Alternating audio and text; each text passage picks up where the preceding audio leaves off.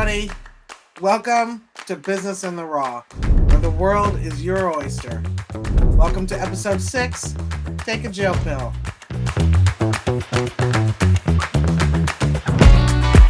From the very first time I sat down across the Zoom screen from Gill Moakes 2.5 years ago, I knew I couldn't live without her in my life. Having a business bestie is one of the greatest gifts to entrepreneurship, which can sometimes feel very lonely. I encourage you to find your own pod of professional people who are in radical alignment with the way you do business, and you'll never work a day in your life. I was so happy when Jill agreed to come on Business in the Raw. In fact, she couldn't just come on Business in the Raw. She had to become the resident coach for all seasons moving forward, and I couldn't be more for it. Jill has a unique way of approaching business. Everything she does must be validated against what I adorably call the Moakes method. I won't get into it too much because you're going to see it for yourself in conversation with both me and Janine. But suffice it to say, that Moakes magic is something special. This episode is all about Jill and Janine. They sit down independent to the work that Janine and I have been doing and take the positioning to a whole new level. They do this because Jill validates every single initiative or idea for business development. And she pits it against a matrix that assures marketability, recognition, visibility, and what's more, actual clients. This is a collaboration that builds upon the work Janine and I are doing, which is a very cool way for other creative folks out there who are looking kind of across the playing field to see who could they bring to help Janine develop her business and achieve her goals is definitely a win-win-win-win-win. Enjoy the fly-on-the-wall perspective of this transformational business coaching session with Gill Moakes and Janine Payne and the Janine Sound Experience, a new voiceover agency about to make a serious splash on the scene in authentic and genuine voiceover and sound artistry, if you will. Enjoy. Hey, Janine. Hey, Jill. How are you? I am so good. I've been very excited for this session together for Business in the Raw, our Rebecca Gunter show. She is fabulous. She is a fabulous branding maven, copywriter, editor, everything, all things, I'll say marketing and branding. Yeah. I love that you said that because she's definitely my everything. Yeah. She's my everything. She's my go-to.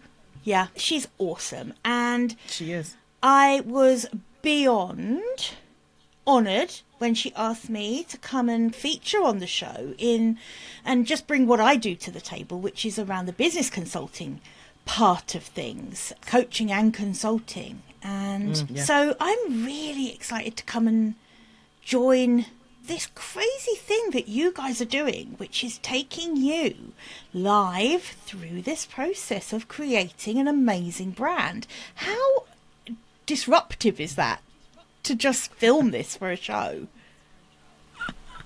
I'm glad you used the term disruptive because in a way it is. But you can't prepare yourself for it. You think you can, and because I met Rebecca a while ago, the answer was yes. And because I not only saw the benefits of, from a business perspective, but also an opportunity to work with her while she does her brilliant thing. But over the course of the last few sessions, I realized, oh my gosh, it does. Not only does it take a lot of work, but it takes a lot of heart work. A lot of thoughtfulness to who I am. What do I really want? Because you think, and I'll speak for myself, I thought I knew. I did. And going about not really creating a business model, not really thinking about, understand the importance and the value of branding, but not to the extent that we're going through and digging down. And that takes a lot of hard work. I'm saying heart. Absolutely. Absolutely right. And it's foundational. That what I see happen so many times is people want to start a business and they already have this in their mind, this image of what that business is. They know what they want to do, etc., etc.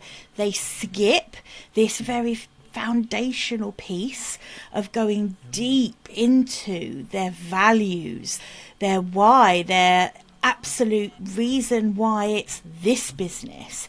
They skip that part, and then it becomes so difficult to work towards what they actually want, because there's this big foundational piece missing.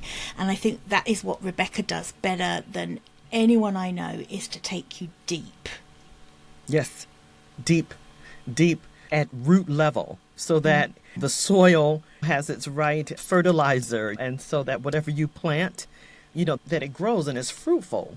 Yeah. And I know those are all cliches, but at the same time, it's true. But you don't think about it because you're just ready to get in. I can do this thing. I can do it relatively well. Let's get on with it. But yeah, that's not the case if you want to be successful. So I've learned a lot, even over the last few weeks, about myself. And now this is all I think about. And now you move forward This to build process. the right business. Not just any Yes, business right. that you can build, the right business. Not just any for you. Jill, thank you for that comment as well, because you're absolutely right. It's not just a business. It's not just any business. And so I had many ideas of things that really were driving me, things that I love. A lot I'm finding are more passions that can be tied into the business, and perhaps identifying some niche and all that. And you know this better than I do. But identifying those things that, okay, all those are great, but what is your business? What is the core of your business? That's right. What do you really want it to look like? And I don't think I actually took the time to do that. So glad to be here. And then to be working with you on the modeling of the business is just, I can I'm see really how that's looking going to be forward to really helpful.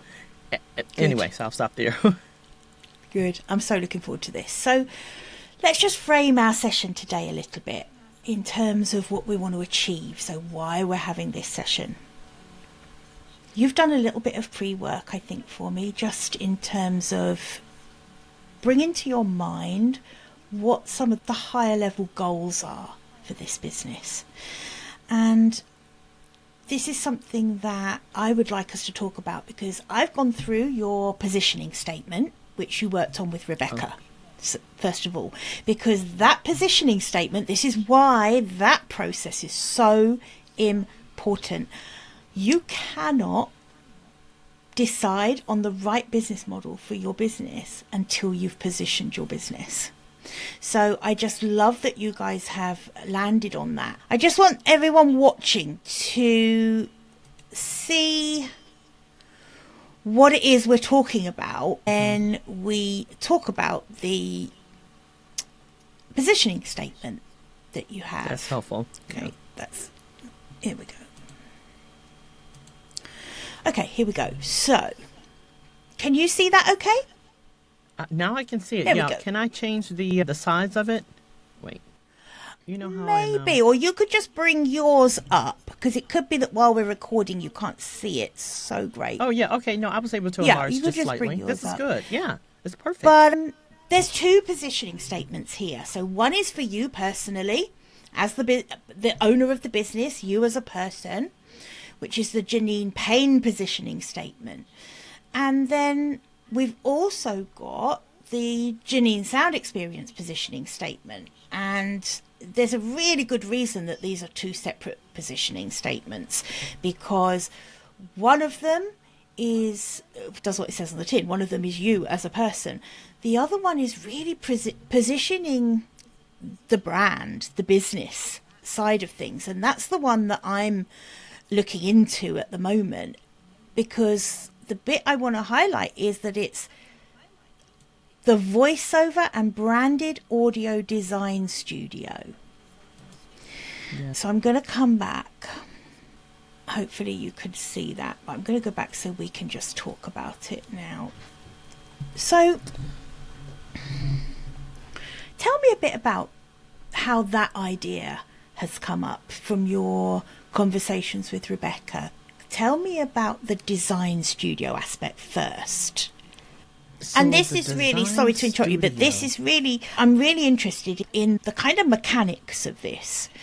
In other words, what, is it an agency? Tell me a little bit more about what the design studio is.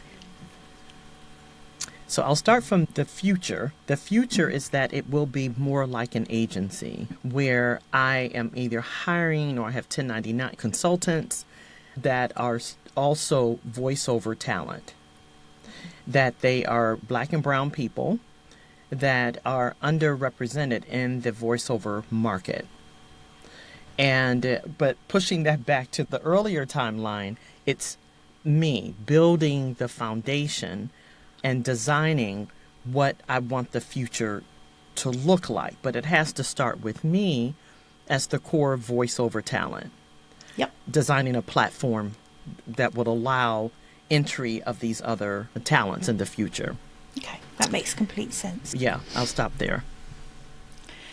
The reason I ask that is that I'll have some questions that I'll probably want to come back to about who is this for? So who are the clients? And whenever there's an agency element, then you've got two different kinds of clients. You've got clients who are the people who need someone from the agency, and you've got people who join the agency to showcase their talent. So you've got two different sets of people there. But we'll come back to that one. Before we go to that, Okay. I'd love us to just now think a little bit about goals for the business in terms of, I always divide different goals into lifestyle goals, financial goals, and reputational goals. Because I think those are really, we all have a top three goals, and they always seem to end up, one will be in each of those buckets. So it might be, I want a 7-figure bank account by 2 years time. The next one might be, I only want to work 3 days a week, and I don't ever want to work at weekends. I want flexibility to travel, so I don't want to be tied to a particular location. Lifestyle goals. And then reputational goals might be things like, I want to do a TED talk. I want to land a paid speaking gig where I'm talking to an audience of at least 5,000 people. There are lots of different goals that we have, and they all seem to fit into one of those buckets. So I'd love to hear yours. Thank you. I'll start with the lifestyle goals, because for me that just really helps to shape everything else, and I may find myself entering the discussion another way in the future. But right now, my goal is by the end of this year, I aim to be able to hire a part-time audio engineer specifically for voiceover work. And then some of the dreamy part of the lifestyle goal, and I know you'll help me determine, is that really lifestyle or is that part income? But yeah, anyway, that's exactly what they'll do. You don't need to worry about where these fall. You can just tell me what the goals are. And this isn't, I need every single goal for the business, because we'll build on these. I'm just interested in the high level where you want to see this go. Okay. Yeah, so thank you. So high level, it is to be able to hire either contractor or a part-time audio engineer, because I really need that. And obviously for the business to be successful, because I don't do my own editing. So I'll stop there. And then, but part of that is also to identify and secure, I'm going to be honest, a part-time gardener that I can work with for my gardening space that I'm working on. And that ties into income, and the income goal, which is I need to make a certain amount of money in order to do that. And so I envision close to where I was before I left my past employer, gave them their job back. And so looking at about 150 or so thousand, but that about 120 would go to for me, but then the rest will be broken down. The majority of that the other portion for an audio engineer, and then for a gardener. Now, the gardener, I could probably take it out of the equation, but I'm just trying to be as realistic as possible in terms of how I want my lifestyle to change. Yeah, I love that you brought in the gardener. I think this is really important, and this is actually something that people often don't do.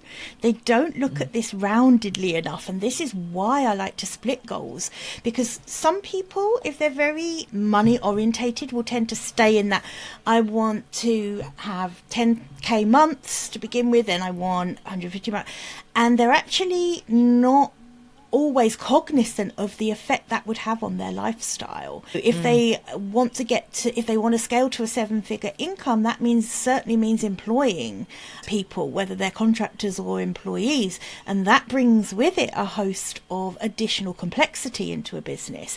And if you don't balance what your financial goals are with your lifestyle goals, there can be a real disconnect there.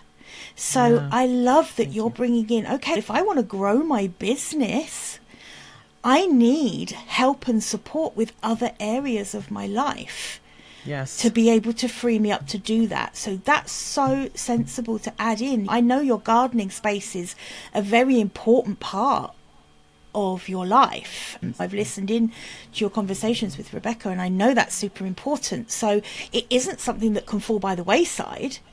But it also isn't necessarily something that you can continue to do yourself. That feels like an important one to me.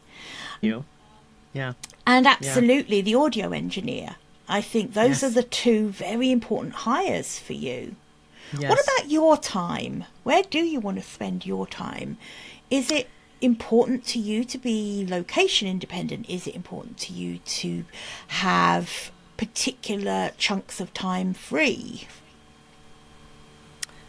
Yes, it is. You have hobbies. You have a lot of hobbies. I do. And passions. I actually do. But this process has allowed me to really think about, where do I really want to spend my time? Yeah. So it is in the gardening space, but that also means within the community, give back. I had started a master gardener program several years ago. Then COVID happened and I wasn't able to get the intern hours and so forth. So that is still very heart heavy, because it is something I want to do, perhaps work in schools, but I also want to increase women in my county, their capacity and belief that they can grow food, honestly, and that it's not a challenge. So that is where I wanted to spend some time. In order to do that, while still having and running a business, as you said, those other things have to fit in line as well, because I want to grow my own food as well. I want to continue doing it. Yeah, so, but time to do that, and a plan, as far as your business model is concerned anyway, a plan to maneuver you into the space where you have time free to bring these other projects on and to work on growing your own food, etc., is really important. And this is something that we have to remember as entrepreneurs. We get to mold the business model that serves us as well as serving our clients. And really, that brings us on to the business model side of things in a way, because one thing that I should probably clarify is what I mean when I talk about a business model, because not everyone means the same thing. For me, a business model is three things. It's made up of three things. It's made up of your target market. So who are the clients that you want to serve? It's your offer. So how do you want to serve them? Is it so for example, as a voiceover artist, your offer might be, you can buy from me a certain number of hours of voiceover work, or it might be you can hire me for a particular project, or it might be that I can be kept on a retainer by you to be available to do voiceover work for you. So it's how do you deliver that service to that target market that you've identified? And then the third leg of the stool, if you like, when it comes to a business model, is your pricing. It's what you charge. So it's who do you serve, how do you serve them, and how much do they pay you? That makes up your business model. And a business model can be made up of lots of different offers within that. It's not necessarily one offer. But the whole business model is identifying all of the target markets, creating the right offers, which are the exact things that those people want and need.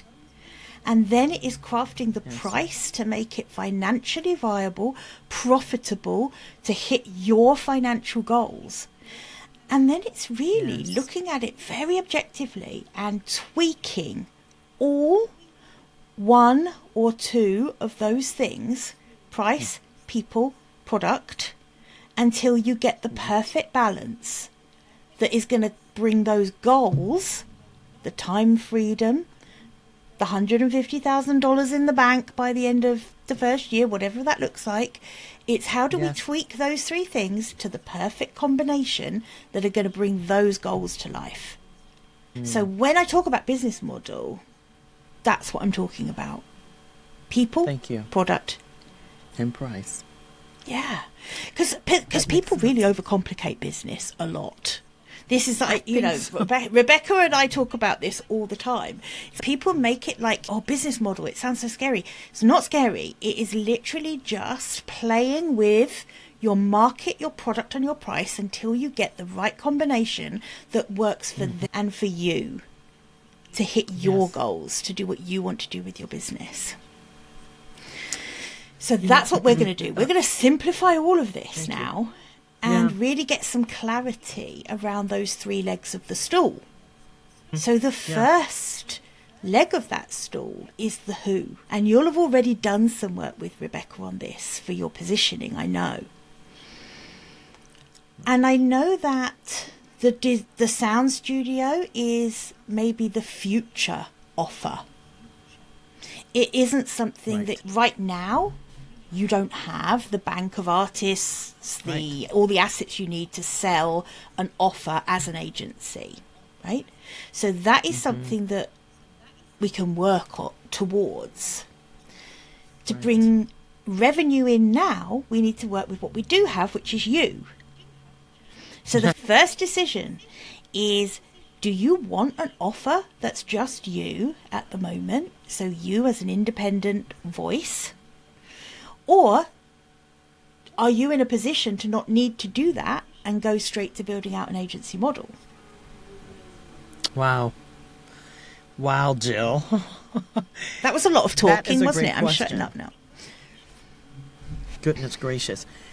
Honestly, I think the best approach, and I'll support this with some other language here, but is to offer me as the voiceover artist, because I feel that there's a lot of learning in this space that I still need to do.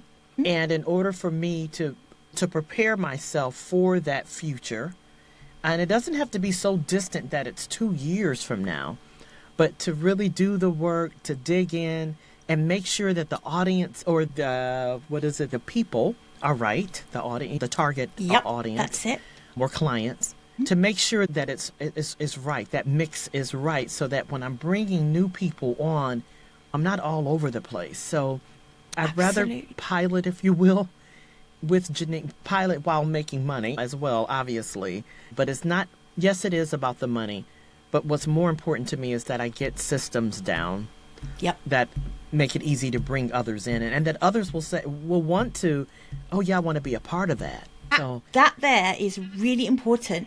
I've got this image in my head, really, of you, like you say, piloting it, spending the time, finding the right people, the people who want what your agency is going to offer. And then when you're ready, saying, hey, this is what I do. These are the incredible clients I work with. Come and join me. Come and join me. If this is something you would like, come and join me under my umbrella. Yes. And I think that is the perfect way to look at this. Okay, yeah, that's, and I feel not just in my heart, because there's no way I can lead without those elements in place. And it's great. I don't know what people call it, the something goal, but the big fancy goal of starting an agency, maybe for some that it might be better for them to start in that way, depending on what their product offering is. But for me, given it is a voice, I have a voice that I can use to pilot the business. It's an advantage. Yeah. It absolutely is. And it's that first step in the commitment to working with the right people, finding the right clients. Thank you. This is your time to be able to experiment with that, because obviously once the business model is nailed, once you've decided what you're trying to create here as the first iteration of the business, because this will only be the first iteration. We know that Janine as a solopreneur voiceover artist is not the final business model. This is the now business model. And I think the perfect way of looking at it is as a pilot. This is my playground where I experiment. As you move on to market this, it's all about experimentation. So this is the time to think, okay, so is there a niche of clients that will want to hire me? What might that look like? What are the kind of clients I'm going to want to work with? Are there any kinds of clients I'm not going to want to work with? Yeah. What are my non-negotiables when it comes to a client that's a good fit for me or a client that's a bad fit for me that should find someone else, not me? Because that's equally as important to know what you don't want as what you do. How much clarity do you feel you have at the moment around the types of people you would like to hire you? And fortunately, some of this discussion I did have with Rebecca, and digging down, it took a little bit to rise up and realize that I'd like to identify clients that share some of the same values that I have around many of the interests that I have, right? So they can be community-based, but community-oriented thinking. So it still can be big business, but has perhaps a philanthropic arm that is desirable, that then marries with where I'd like to be. The non-negotiable space is, and I mentioned to her, like big tobacco. You've heard that term. Yeah. Now, there's space in the big tobacco space where you're educating. I'm using my voice to educate public, educate young people, educate to the harms of tobacco, alcohol, or other. I don't know if I'm doing a good job really describing who they are, but it may be more of where I see myself or using my voice to, I'll say, educate the public. But that doesn't mean that I wouldn't also take or hope to build, rather, a client base in the auto industry, for instance. Because, again, you have luxury brands of cars. You have but it meets people's lifestyle. And there's diversity in lifestyle. So...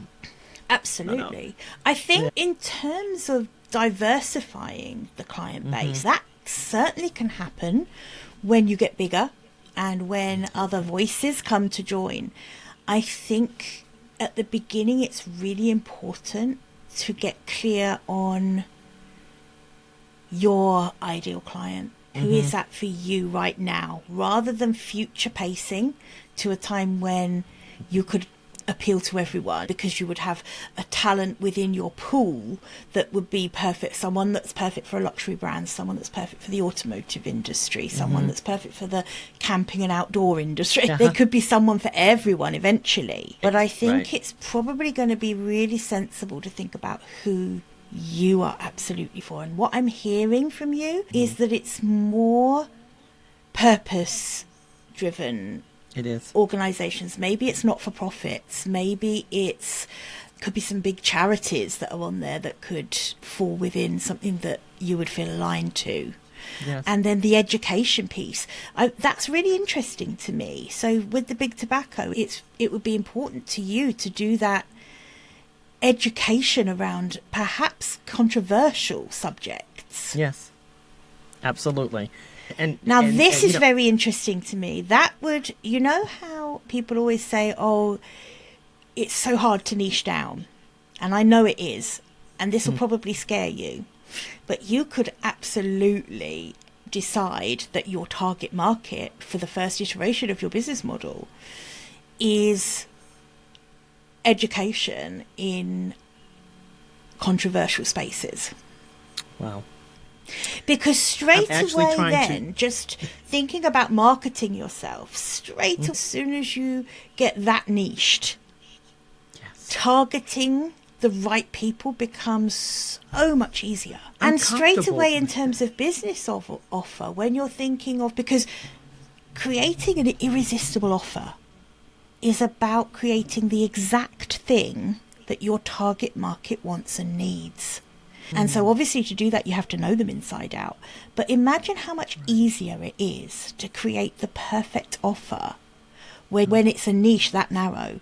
I work with controversial space. I work in controversial spaces.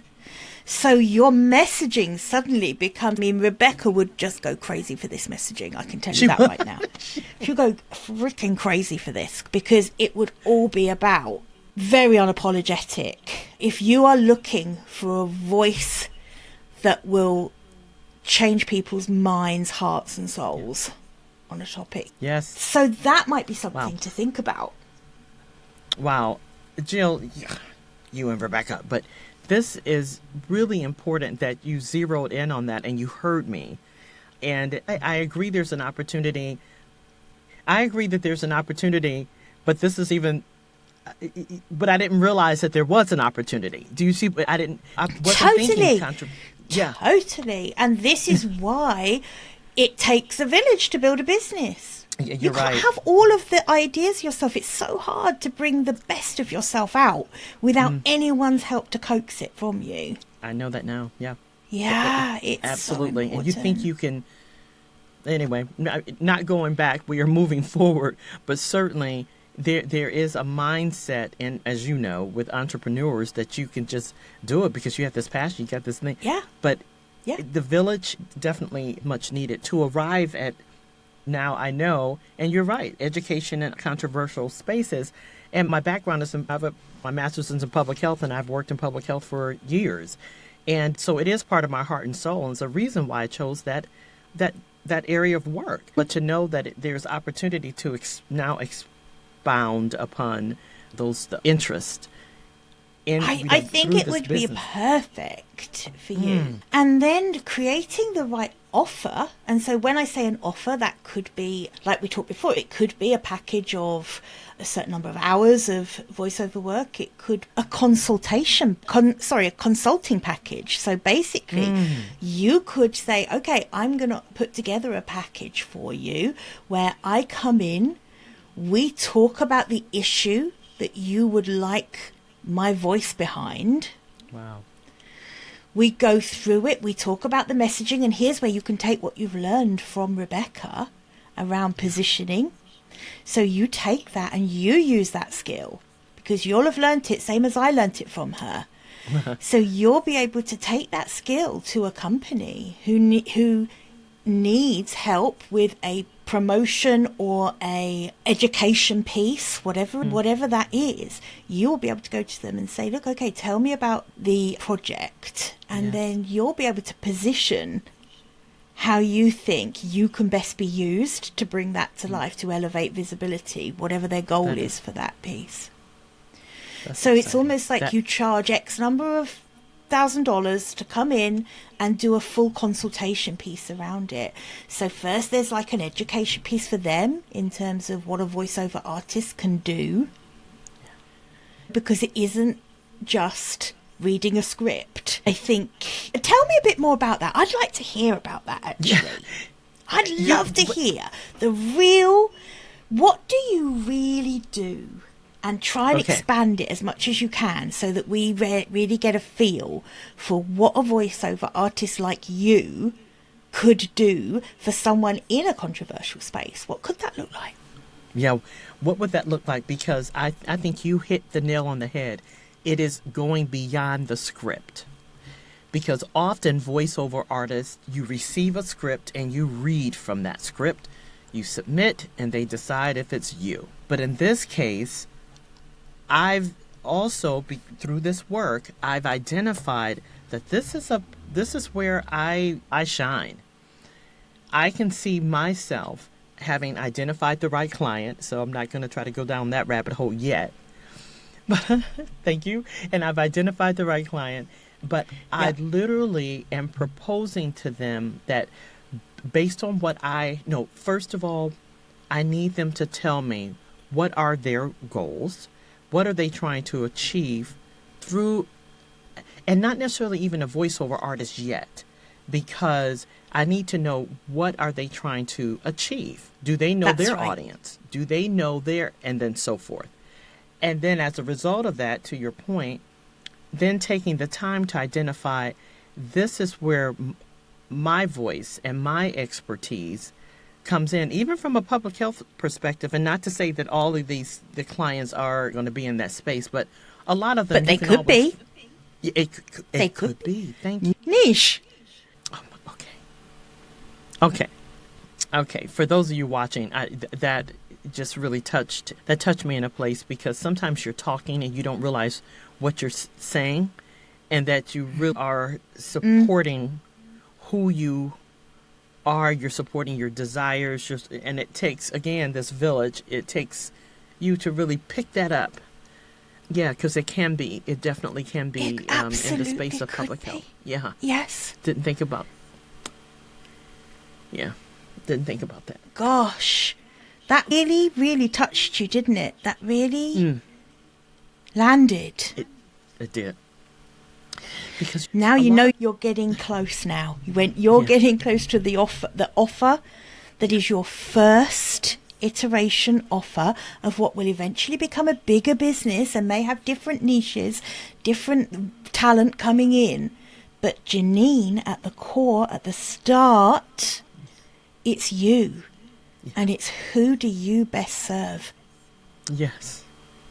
And I feel that I can contribute more in that space as a consultant, given my background. So I think the startup time, if you will, or the learning curve will be lessened by me contributing in spaces that I'm most familiar. Yeah. That's And goodness me, imagine how you would be able to hit the ground running with a company because you understand the topic, or certainly you understand the landscape of that arena, if you like. Yeah. So the passion and the compelling way you would be able to talk about the issues that they're trying to get out there, you would be able to do that better than any other voiceover artist. Yes. And straight away there, that's your business model. It's what do you do that other voiceover artists won't be able to do as well. And it's you pick clients where you know what the issues they face are, and you already have an idea of what they're trying to achieve. Yes. So of course you're going to amplify it by adding your voice. Absolutely. That's amazing. That is absolutely amazing. And I can see, Jill, side note, I have worked on many, particularly chronic disease topics that affect underserved populations in the United States, and everything from diabetes, HIV/AIDS to cervical cancer in women, and increasing awareness, education. So the point is, I have touched so many areas, and finally, it feels like it's a eureka moment for me, because finally I can see where the two mesh. Now this business, but also bringing in some expertise. That is true a sweet convergence. It's true sweet spot. You hit it on the nail on the head. The true sweet spot for you. I know we're not done, but we're not done, lady. No, I know it. So we're revving up. We're just revving up. I know. I can tell. But what a brilliant feeling. What a brilliant feeling to have like you said, eureka moment. Oh, hang on. I don't want to try and boil the ocean with every single person out there who might possibly at some point ever want a voiceover artist. Me. No. Exactly. No, you don't need to do that. You don't need to do that. You need to look at who will you, as a voiceover artist, get the best results for. Yes. And it's going to be the people you already know in terms of what they want and need. Yes.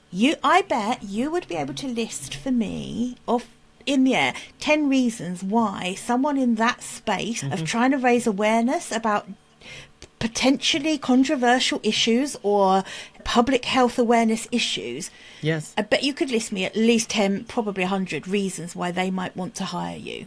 Oh, absolutely. Starting with not only my background, but I think now that we're talking, that would be a selling point, obviously. Absolutely. To the portfolio, but also that I know that I can speak to the issues that comes from that understanding, but also that I am a woman of color, and in many cases in the United States, and and other places as well, there are people of color that are suffering, particularly African Americans in this country, blacks and African Americans in this country, and Hispanics as well, or Latinos and Latinas that suffer disproportionately chronic conditions. And right now I'm just zeroing in on chronic conditions.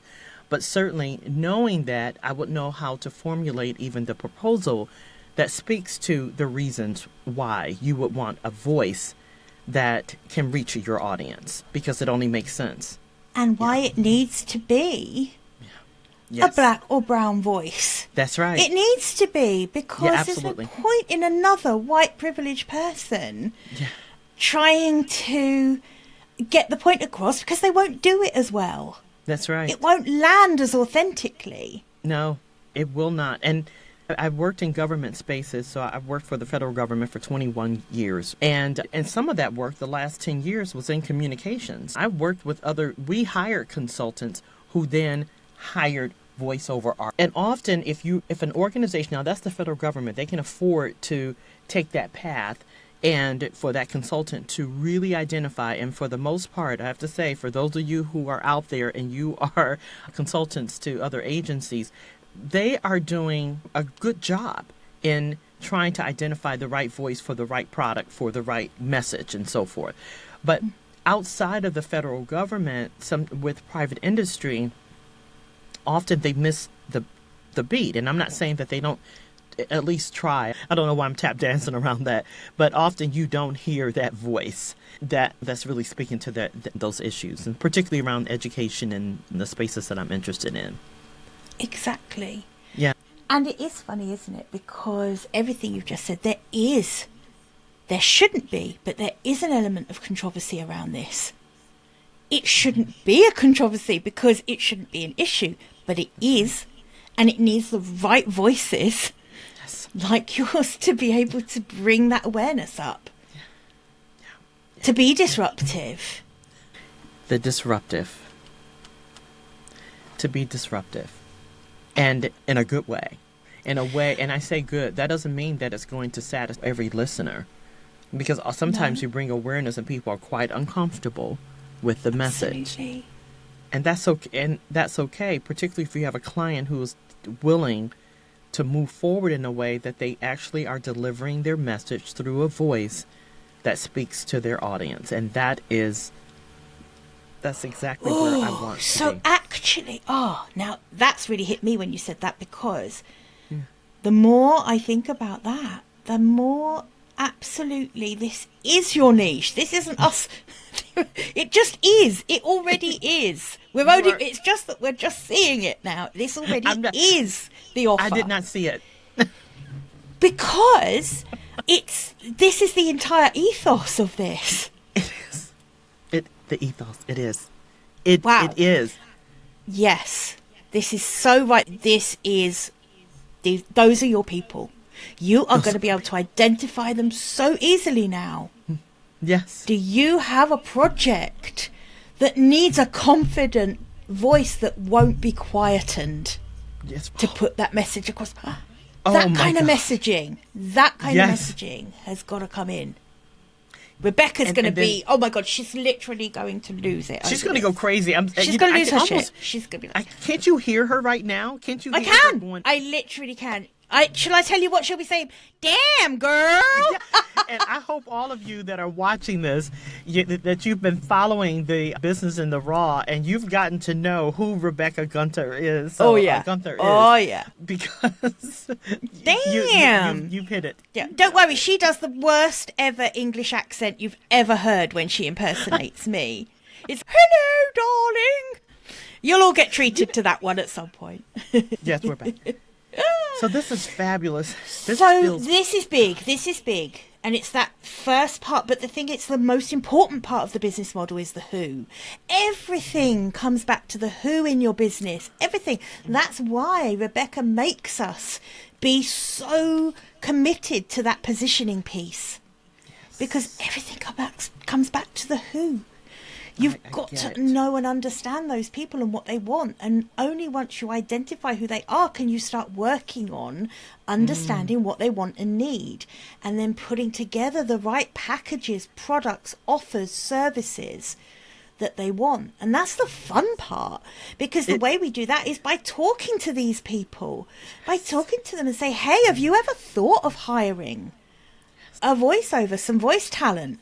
I have a few ideas here of things that might work. Can I get you? Would you be interested in taking a look at some of these ideas and letting me know which you think might be effective for your business? Would you be interested in trialing something like that with me? Let me give you a free trial. I will give you an hour of my time. I will create a piece of content that you can use to elevate a message inside your business. Let me know what you think. Suddenly you get a testimonial. That's what testimonials are, your best marketing assets. So this is how the framework of the business is going to build now. And again, it's only the first iteration, because I want to go back now in terms of the offers to something you said just now about consultants and agencies. I think you said, and correct me if I'm wrong, I think you said that the consultants will go to the businesses and then they will come away and find talent from the agency, from an agency. Right? That's right. So for you, this feels to me like you're a one-stop shop, Janine. Someone working with you doesn't need a separate consultant to tell them what they need and then a separate talent for the voice.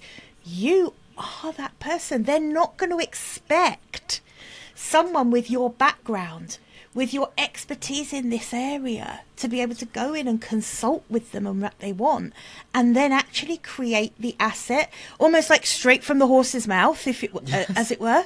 Yes. How amazing is that as an offer? I don't know. Like, I am chuckling inside. Who would have thought?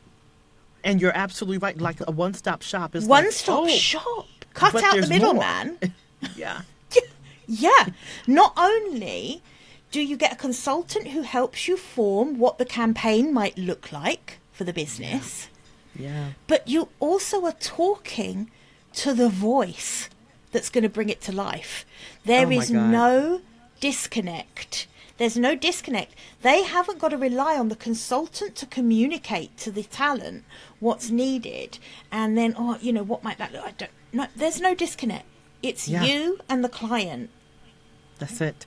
That's the it. finished No translation. For that, there's no translation required. Yeah. And that is another massive selling point for your offer. And again, it's another USP for your business. Right. And it is, because that is the selling point. That is absolutely.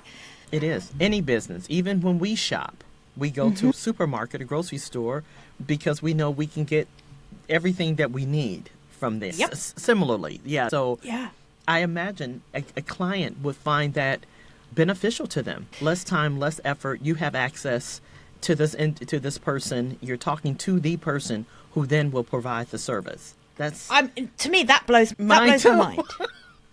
Like, I honestly cannot even begin to explain how important that is. It's massive. It's such a USP.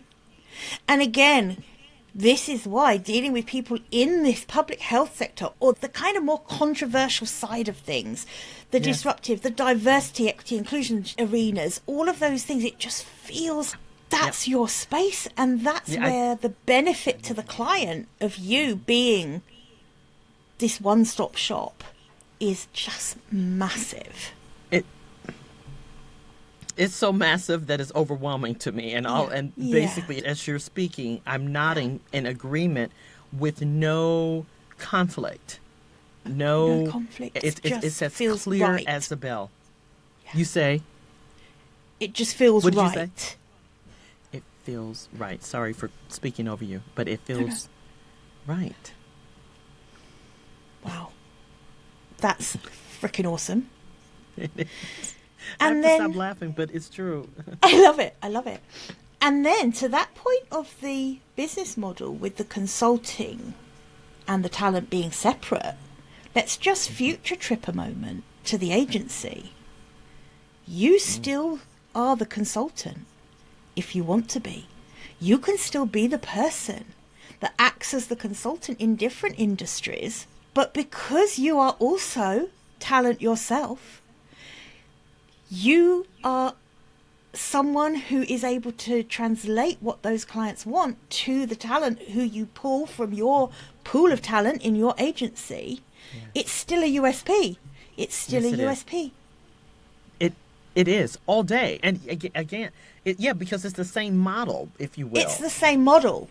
It's still a one-stop shop. Yes, it is. It is. And no matter who's performing it, even like you said, it could be me. And perhaps I'm, Could be you, could be someone else in the agency. That's right. But because you're the consultant, you're the person who has understood the brief like no one else can, because you are someone who knows how to do this. So you understand that brief. You understand who in your pool of talent would do this best if it's you. But for some clients, it won't be you. For some clients, there will be talent in your pool who will do a better job than you will of doing it. Absolutely. That's how we want it to be. That's exactly right. And say, this is actually who you want for this. And then they step in applying the same, because there's a system, I imagine it will be. That's right. an Yeah, approach. absolutely. But you're absolutely right. And then, so the agency vision is being fine-tuned right here, folks. And, which, again, you don't think you're going to get there. But in it's a very smooth it will happen organically and very smoothly, Janine, because what will happen, and I can see this already, and I know this from experience, what will happen. I've run an agency myself a long time ago, not the same kind. I ran a VA, virtual assistant, and online business management agency. And it started because I started, my first business was as a VA. And then I promoted myself to online business manager. And then when I got clients that I couldn't handle, I just pass them on to people in my agency. And I think it's slightly different for your model, because it won't necessarily be because it's clients you can't work with. It's going to be for you. The USP for your clients is that I have this spectrum of talent from which one of them is going to be the perfect person for you. Let me get the brief. Let me understand the brief. And then I'm going to introduce to you the talent who I will coach myself to understand the brief. Again, keeping it as that one-stop shop and the USP that goes along with that. Yes. That's going to be so important. Yeah, and it will happen organically. What will happen is, as your reputation, as this talent grows, there might be an inquiry that comes to you or that you hear about, or someone gets referred to you that isn't quite in the space that you normally work in. And so right there and then, your mind is going to be, okay, probably not an ideal one for me. Who do I know? Who do I know? Because I've already started building a network of other voiceover artists, which will be part of the growing the business. Who do I know that might be perfect for this person? And bringing someone in under your business umbrella to do that job, you've got an agency. That's the agency model. That is the agency model. It's no more complicated than that. No, it isn't. So and it's organic. interesting that that you started the VA business, and like you said, slightly different because you had so much work, and I need to have other people. In this case, it is similar in that very similar. The reputation begins to speak for who I am, right? Working with a client, identifying what their need is, and then saying, I have the right person for you. Or sometimes that right person you haven't hired yet, but they become the next hire, if you will, or consultant. I'm not sure. That's something, and I know we'll talk about all of that. Is it a hire, or are they also independent voiceover talent that would also partner with me, with my firm? Listen to me. I've now called it. Oh, Janine, did you just step into business ownership right there, live on air? I think you just did. You now own a firm. I love it. Me too.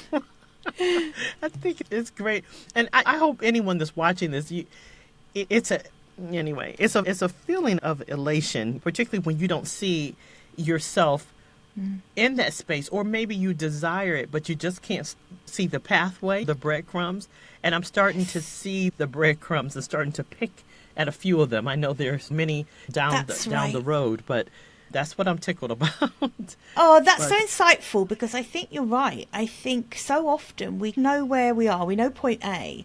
We kind of know what point B looks like. What we don't know is the route. We don't actually understand what has to happen to move us from point A to point B.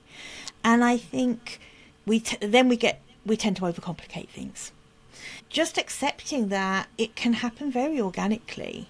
And the first step will be to start widening your network in terms of peers.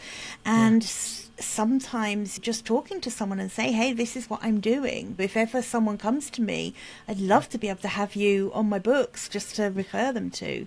And they're going to say, perfect. If it's a perfect client for me, oh my gosh, I'd love to be on your books as someone you refer someone to, right? Yes. So that's how easy it is to begin. Widening. And you're right. And that is one of the first steps, is starting to build the network, because without that, you have nothing. And I know there are even aspiring voiceover talent, those who have not had that opportunity yet or whatever, and haven't even created their demos yet. And again, I'm not hoping to be that person that helps them build that portfolio or to build the demo and all that. But at the same time, it depends on the project. They might be the right person for a particular project. Just someone who's starting out and, and have great demos, who's able to show who they are. Having a show on 100 TV Network is a lot of fun. Please leave me a comment. Send me an email, Rebecca@RebeccaGunter.com, or send me a direct message on Facebook or Instagram or LinkedIn. I would love to hear from you. What do you love about the show? What do you hate about the show? What do you wish you could see? Are you interested in being in a future season? What questions do you have? What interest has this sparked? What innovation has it driven? Or, I don't know, make fun of my haircut. Do something in the comments below, if you would, my friends. I would love to have some interaction and to bring the show out of the ring light and into the mindset. That doesn't make sense, but it still rhymes. I'm a poet. But you didn't know it. My feet show it, because they're long, fellows. Hey there, Business in the Raw fans. Thanks for being here today on 100 TV. I'm so glad to be a part of this awesome network. If you want to learn more about the show, please visit businessintheraw.tv. And if you want to know more about me and the work I do with a cohort of other creative professionals at Stone Fruit, visit stonefruit.com. That's stonefruit.com, because no brand deserves to be born. I have absolutely no idea what's going on in conversation with Gill and Janine, but I know it's going to be juicy. Stay tuned next week as we wrap up that conversation and see where it all takes us. The world is our oyster.